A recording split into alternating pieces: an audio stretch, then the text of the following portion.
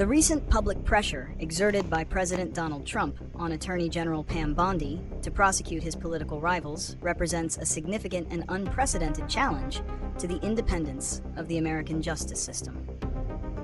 Through a series of social media posts, Trump has openly demanded that Bondi, a longtime political ally, move fast on investigations into figures he perceives as adversaries, including former FBI Director James Comey and New York Attorney General Letitia James. This behavior goes beyond standard political rhetoric, as it directly attempts to influence federal law enforcement decisions for what appears to be political gain.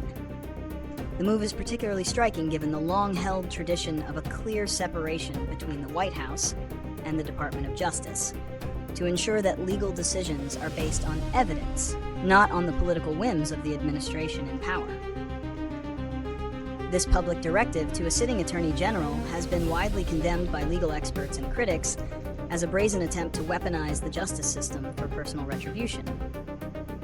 Reasons for the pressure and its consequences. The reasons behind Trump's pressure on Bondi are multifaceted and deeply rooted in his political strategy. First, it is a continuation of his long-standing grievances against those he believes have wronged him, particularly individuals involved in his past impeachments and legal challenges. By demanding action against them, he is fulfilling a campaign promise of retribution.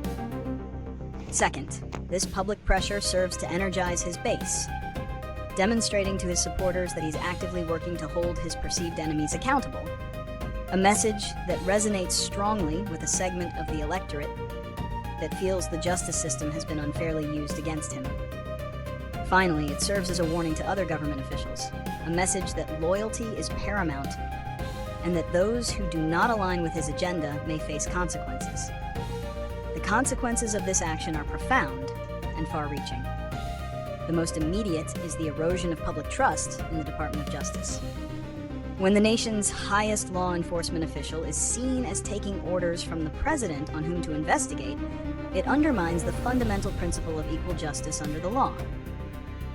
It creates the perception that the DOJ is not an independent body, but a political arm of the White House, which could have a chilling effect on the willingness of prosecutors to pursue cases based solely on the evidence. Furthermore, this behavior sets a dangerous precedent. It normalizes the idea that a president can use the power of the federal government to settle personal and political scores. This could lead to a future where political opposition is routinely met with legal threats and investigations, fundamentally altering the nature of American democracy. It also puts Bondi in an untenable position, forcing her to choose between her loyalty to the president and her professional obligation to uphold the rule of law. Predictions and solutions. Looking ahead, several outcomes are possible. If Bondi succumbs to the pressure and initiates or accelerates politically motivated investigations, it would further entrench the politicization of the justice system. This could lead to legal battles, congressional investigations, and a constitutional crisis. Conversely, if she resists the pressure and makes decisions based on legal and ethical principles, she could face public criticism from the president and his allies, potentially leading to her ouster, as seen with the recent resignation of another federal prosecutor. This scenario, while upholding the integrity of the DOJ in the short term, could still contribute to a cycle of appointments and removals until a more pliable official is found. To combat this trend and protect the integrity of the justice system, several solutions are necessary. First and foremost, there must be bipartisan condemnation of such actions. A united front from political leaders across the spectrum could send a powerful message that this type of behavior is unacceptable, regardless of party affiliation. Second, the Department of Justice itself must reaffirm its commitment to independence and transparency.